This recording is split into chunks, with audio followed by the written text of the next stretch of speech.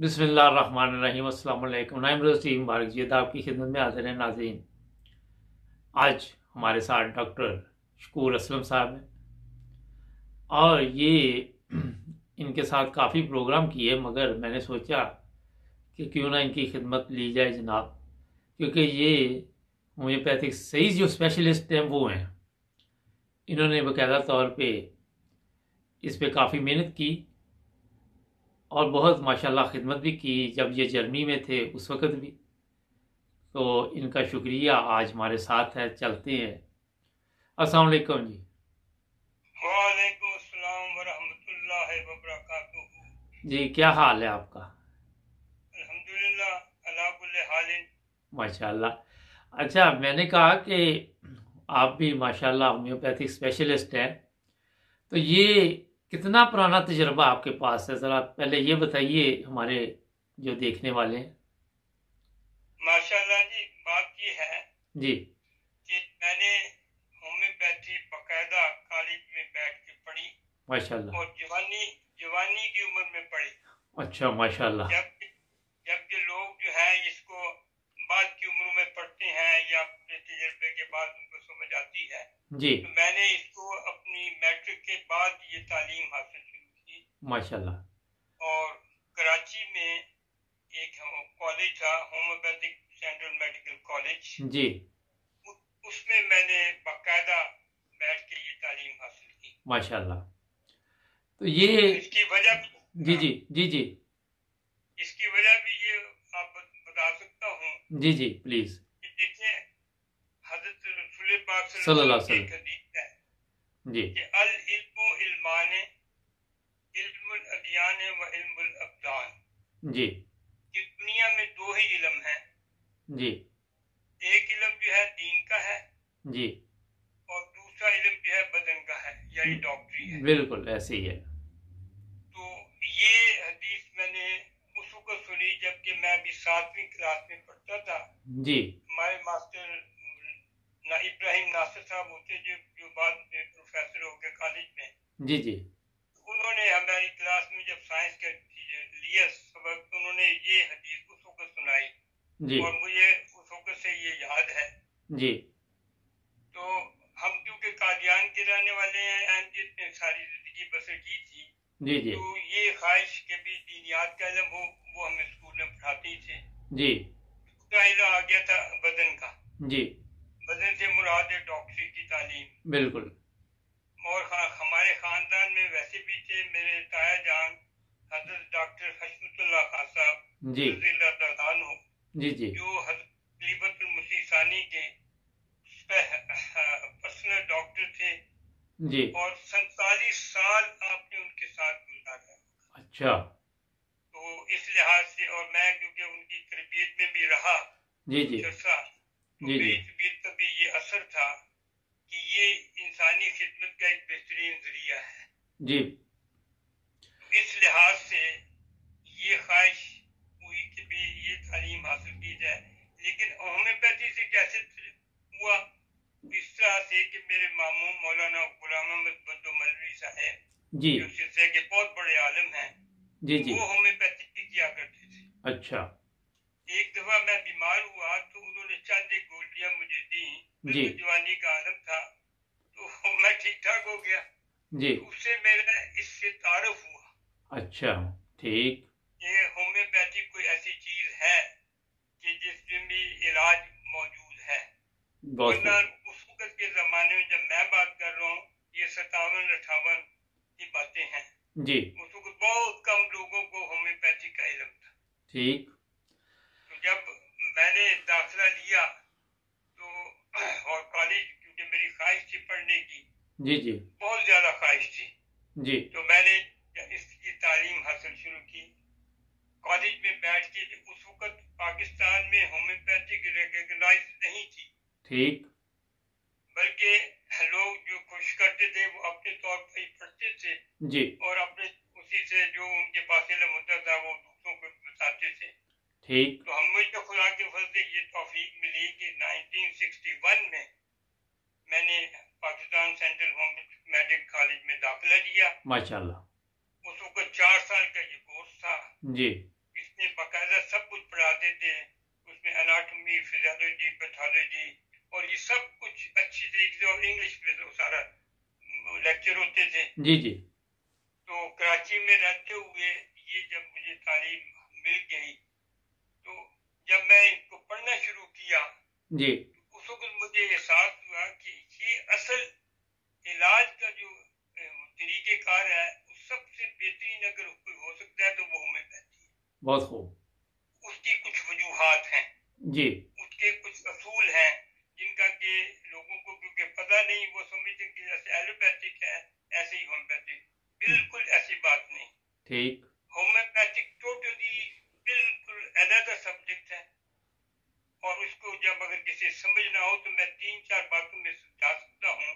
تو پہلی بات یہ ہے کہ ہومیوپیتھی جو ہے, دوائیاں جتنی بھی ہیں, یا جتنی زیادہ سے زیادہ دوائیاں ہیں جی وہ انسانوں پر آزمائی گئی ہیں. جی, جبکہ ایلوپیتھک سسٹم میں انسانوں پہ دوائی نہیں آزمائی جاتی. ٹھیک. اس کو ہم کہتے ہیں پروونگ. جی جی. تو سب سے پہلی بات یہ ہے کہ ہومیوپیتھی کی اکثر دوائیاں جو ہیں انسانوں پر صحت مند حالت میں پروو کی گئی ہیں. پھر مختلف عمروں کے حساب سے, مختلف صنفوں کے لحاظ سے, بس عورتوں کے, مردوں کے, ان سب پہ ہے.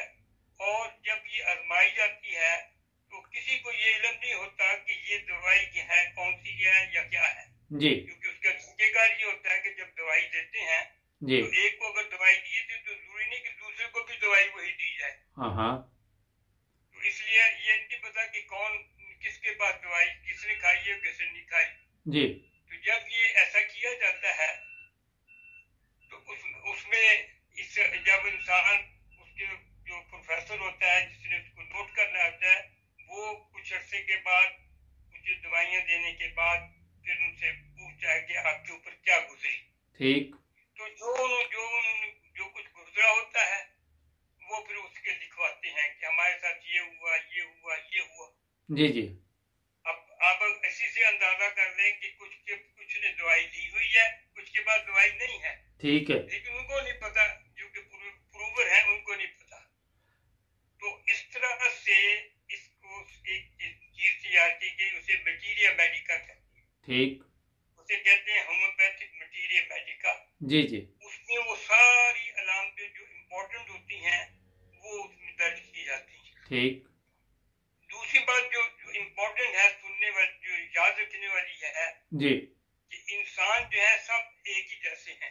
بالکل. مثلا ہم کہیں گے کہ 2 آنکھیں رکھتے ہیں, سر ہے, یہ ہے, تو سب میں یہ ساری چیزیں موجود ہوں گی. لیکن جب ہم ان سے بات کرتے ہیں تو کوئی کسی قسم کی طبیعت رکھتا ہے, بالکل. کسی کا مزاج کچھ اور ہے, بات کرنے کا طریقہ مختلف ہے. تو یہ ساری چیزیں جو ہیں یہ ہومیوپیتھک میں ان کو نوٹ کیا جاتا ہے. جی. اور اس کا طریقہ کار یہ ہے کہ اگر کسی کا جب کسی علاج کرنا ہو تو ٹھیک. اس کی کیس ٹیکنگ کہلاتی ہے. جی. کہ اس سے ساری باتیں پوچھی جاتی ہیں, اس کا مزاج پوچھا جاتا ہے, اس کی پسند پوچھی جاتی ہے, اس کی ناپسند پوچھی جاتی ہے, اس کی محبت, اس کی نفرت, یہ ساری چیزیں اس میں نوٹ کی جاتی ہیں. اس کو کیس ٹیکنگ کیس کہتے ہیں. ٹھیک. جب انسان جو کوئی بھی ایسے امراض جو کہ کرونک ہوں, جی, اس میں تو یہ سارا کیس لینا پڑتا ہے. ٹھیک. لیکن جو ایکیوٹ کیسز ہیں جیسے مثلا نزلہ, زکام, کھانسی, بخار, یہ ساری ایکیوٹ کیسز ہیں. جی, یہ ایک وقت میں آتے ہیں, آ کے پھر چلے جاتے ہیں. ٹھیک. لیکن وہ امراض جو کہ کرونک ہیں وہ لمبا عرصہ تک رہتے ہیں, لمبے عرصے تک کے بعد پیدا ہوتے ہیں. تو یہ دونوں میں فرق کیا جاتا ہے. جی, تو اس لحاظ سے جب ہم کسی کو دوائی دیتے ہیں, اس کو جب دوائی دیتے ہیں تو 2 قسم کے اس سے سمٹم دیے جاتے ہیں. جی, ایک سمٹم کہلاتا ہے ڈائگنوسٹک سمٹم. ڈائگنوسٹک سمٹم سے مراد یہ ہے کہ ہم کسی کا کیس لیں گے, جی. ہم کہیں گے کہ اس شخص کو ملیریا ہے, اچھا. اور اس شخص کو جو ہے ٹائیفائڈ ہے, جی, اس کو چیزوں کا, اس کو جنرل بخار ہے. ٹھیک. اب یہ اس کو کہتے ہیں ڈائگنوسٹک سمٹمس. ٹھیک. لیکن جب ہم دوائی دیتے ہیں تو ہم ڈائگنوسٹک سمٹم پہ دوائی نہیں دیتے. اچھا. بلکہ ہم دوائی دیتے ہیں تھراپیوٹک سسٹم پہ. ٹھیک. یعنی اس کے پرسنل جو احساسات ہیں یا جی. ریئیکشنز ہیں باڈی کے, जी उन पर हम दवाई जो है वो यूज करते हैं। ठीक मतलब मैं इसकी मिसाल दे दूं ताकि समझ लें जी कि मलेरिया बुखार है किसी को हुआ, जी मलेरिया बुखार में अमूमन होता क्या है कि इंसान को सर्दी लगती है, जी वो कपड़ा ओढ़ देता है और ये सब करने के बाद कहते हैं मुझे मेरा बुरा हाल है, मुझे बस कुछ ना पूछो, मैं सर्दी से मरा जा रहा हूँ।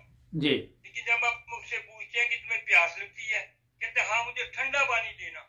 अच्छा जब वो ये कहते हैं ठंडा पानी देना, इसको हम कहते हैं थेरेप्यूटिक सिम्टम। ठीक कि ये उसकी मिजाजी कैफियत है कि असूलन होना तो ये चाहिए था कि मलेरिया बुखार में वो कहता है कि भी मुझे गर्म चाय दो, ये हो, क्योंकि उसको सर्दी लग रही है। ठीक लेकिन अगर वो ठंडा पानी मांगे तो हम ये क्या होगा, ये यूनिक सिम्टम हो जाएगा। अच्छा हमारे पास 1 मिनट है और आप जरा फिर अगले हिस्से में बताएंगे हम। तो जी मैं ये बता रहा था कि इस लिहाज से होम्योपैथिक सिस्टम जो है वो इतना आला सिस्टम है जी कि अगर आप इसकी जुजियात में जाएंगे तो फिर आपको पता लगेगा कि ये क्या चीज है। ठीक और दूसरी बात मैं इसके लिए एक और आर्गूमेंट देना चाहता हूँ, वो ये कि देखें खलीफा वक्त का टाइम जो है बहुत कीमती है। बिल्कुल हजरत खलीफतुल मसीह राबे रहमतुल्लाह ताला ने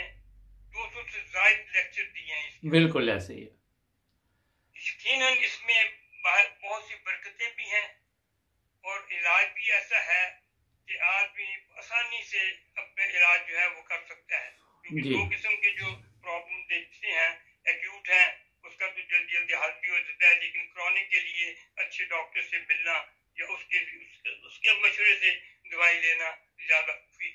बहुत शुक्रिया। अच्छा एक लास्ट मुख्तसर जवाब दीजिए, कई लोगों ने यहाँ पे वैसे ही वो कहते हैं जी हम जानते हैं इसको होम्योपैथिक को, और उन्होंने कोई कोर्स भी नहीं किया, वो क्या आपके ख्याल में उनमें और जो उन्होंने जिस तरह आपने मेहनत की कोई फर्क है?